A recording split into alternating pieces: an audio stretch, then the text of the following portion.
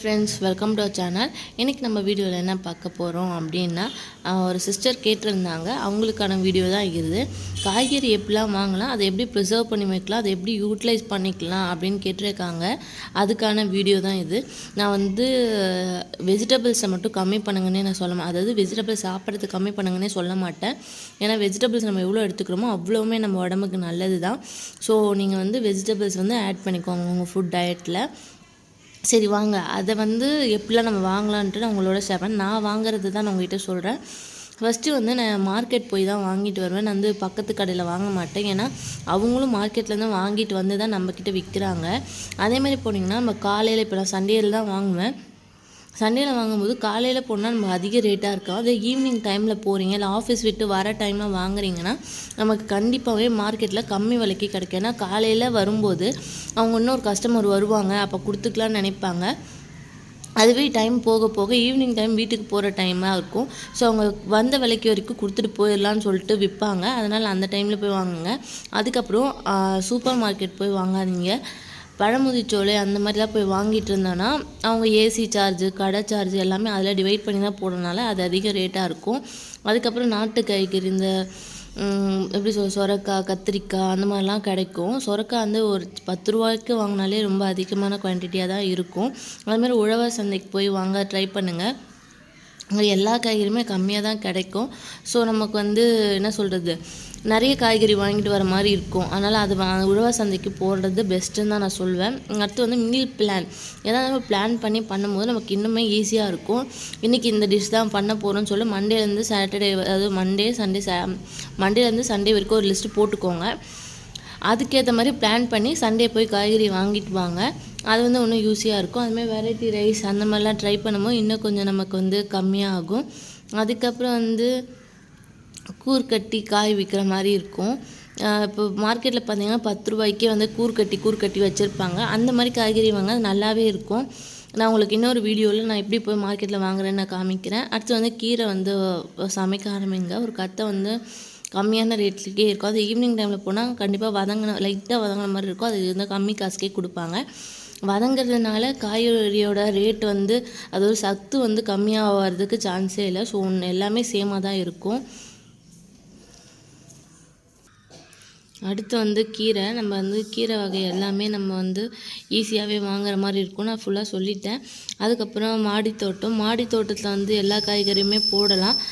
கத்திரிக்காய், தக்காளி, மிளகாய் இந்த மாதிரி சின்ன சின்ன காய்கறியெல்லாம் போடுங்க. சப்போஸ் நமக்கு ஸ்பேஸ் இல்லை அப்படின்னா சைடில் கூட போடலாம். வீட்டுக்கு அந்த நடப்பாதை அங்கேயுமே வழியலாம். வாசல் கண்டிப்பாக இருக்கும். அங்கே ஒரு பிளாஸ்டிக் ஜாடியில் கூட, அதாவது குடிக்கிற கேன் வருது இல்லையா, அதை கட் பண்ணிவிட்டு அதில் கூட நீங்கள் செடி வைக்கலாம். ஸோ முருங்கைக்கீரைலாம் சின்னதாக வச்சாலே போதும், உடச்சிட்டு வச்சாலே ஓகே. அதுமாரி காய்கறி, கத்திரிக்காய்லாம் நம்ம கட் பண்ணுறோம் இல்லையா, அப்போ வாங்கி அதை புதைச்சி வச்சாலே கண்டிப்பாக முளைச்சிடும். அப்போ தேவையான காய்கறி நம்ம வீட்டிலேருந்தே எடுத்துக்கலாம். அதே மாதிரி தேவையான காய்கறி என்னன்னு பார்த்துக்கோங்க. சமையலுக்கு எவ்வளோ தேவையோ அதை போடுங்க. 3 பேர் தான் இருக்கீங்கன்னா கொஞ்சம் காய்கறியே போதும். அது எப்படி சொல்ல, சில பேர்லாம் நான் பார்த்துருக்கேன், வீட்டில் 3 பேர் 4 பேர் தான் இருப்பாங்க. ஆனால் அவ்வளோ காய்கறி கொட்டி வேஸ்ட் பண்ணுவாங்க. அந்த மாதிரிலாம் என்ன தேவையோ அதை மட்டும் பண்ணுங்கள். இதெல்லாம் பண்ணாலுமே நமக்கு சமையலுக்கு என்னென்ன தேவையோ அது மட்டும்தான் நம்ம யூஸ் பண்ணுவோம். ஸோ இதை எனக்கு தெரிஞ்சு இதெல்லாம் தான் நான் ஃபாலோ பண்ணுறேன். அதிகமாக இதில் செலவாகிறதுக்கு வேலையே கிடையாது. அதுமாதிரி கீரையை நான் என்ன பண்ணுவேன், க்ரோ பேக்குன்னு சொல்லுவோம். அப்படி இல்லையா, சின்ன சின்ன தட்டு இருக்கும், பிளாஸ்டிக் தட்டு, அதுலேயே சாதா மண் நிரப்புனாலே கண்டிப்பாக கீரையெல்லாம் வளரும். அதை விதை போட்டு விட்டாலே நமக்கு தேவையான கீரைங்க கிடச்சோ அதை கட் பண்ணி எடுத்துக்கலாம். ஒரு 2-3 டைம்ஸ் நம்ம கட் பண்ணி எடுத்துக்கலாம். அதை யூடியூப்பில் நிறைய மாடித்தோட்டம் வீடியோஸ் இருக்குது, அதை பாருங்கள். நம்மளால் எங்கெங்கெல்லாம் முடியுமோ அங்கங்கெல்லாம் வளர்த்துக்கோங்க. ஃபார் எக்ஸாம்பிள் பாட்டில் கட் பண்ணி கூட நம்ம கீரை வளர்க்கலாம். அந்த மாதிரி ட்ரை பண்ணி பாருங்கள். இப்போ வாங்கிட்டு வந்துட்டோம், அதை எப்படி ப்ரிசர்வ் பண்ணுறது அப்படின்னு பார்க்கலாம். ப்ரிசர்வ் பண்ணுறதுன்னு பார்த்தா எல்லார் வீட்லேயும் ஃப்ரிட்ஜ் இருக்குங்க. ஒரு வாரத்துக்கு கண்டிப்பாக ஸ்டோர் பண்ணிக்கலாம். அப்படியே முடியலையா, காய்கறியை நான் கேரளா சைடில் இதை நான் நோட் பண்ணியிருக்கேன். உப்பு தண்ணியில் ஒரு பாட்டில் எடுத்துப்பாங்க. நமக்கு தேவையான காய்கறி கட் பண்ணி உப்பு தண்ணியில் ஊற வச்சுப்பாங்க. சமையலுக்கு தேவைன்னும் போது அதை எடுத்து வாஷ் பண்ணி அப்படியே குக்கிங்க்கு யூஸ் பண்ணுவாங்க. இதை நான் நிறைய வாட்டி பார்த்துருக்கேன். ஏன்னா என் ஃப்ரெண்டு, நாங்கள் வில்லேஜ் ஸ்டேன்னு ப்ரோக்ராம் போயிருந்தப்போ எங்களுக்கு காய்கறி ப்ரிசர்வ் பண்ணவே தெரியாதுன்னு நாங்கள் ஃபஸ்ட் டைம்லேயே எல்லாம் சின்ன சின்ன பசங்க. அப்போ அந்த பொண்ணு எங்களுக்கு சொல்லி கொடுத்தது என்னென்னா, காய்கறி கட்டுவோம் கொஞ்சமாக உப்பு கொஞ்சம் போட்டுட்டு, நான் உப்பு ஊறிடுச்சுன்னா ரொம்ப ஈர்த்துக்குமா அப்படின்னு நான் நினச்சேன். அப்படிலாம் கிடையாது.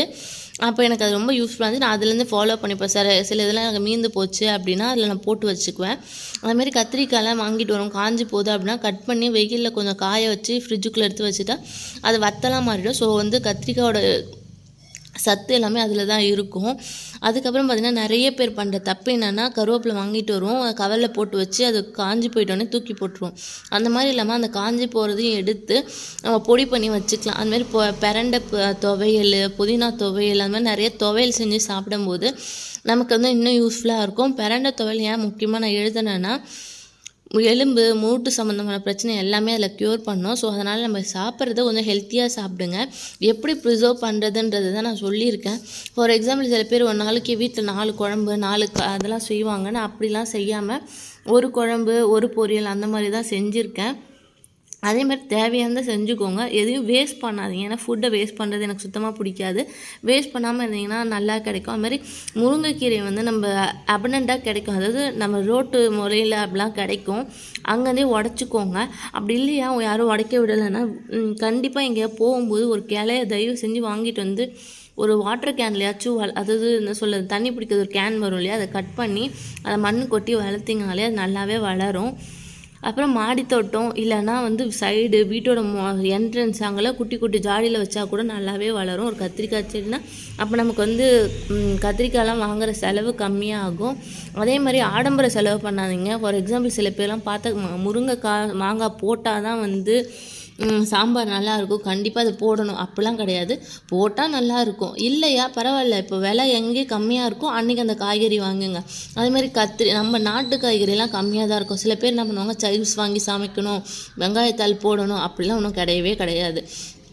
அதேமாதிரி நான் இப்போ ரீசெண்டாக பார்த்தேன், சில பேர் வந்து நான் ஹெல்த்தியாக இருக்குன்னு சொல்லி ப்ரக்கோலி வாங்கணும், சைனீஸ் கேபேஜ் வாங்கணும், அதுமாதிரி சூப்பர் மார்க்கெட் போனால் தான் பர்ஃபெக்டாக இருக்கும், சூப்பராக இருக்கும் காய்கறி, அப்படிலாம் கிடையாது. சந்தையிலுமே இதெல்லாம் கிடைக்குது. நீங்கள் இதை ட்ரை பண்ணி பாருங்கள்.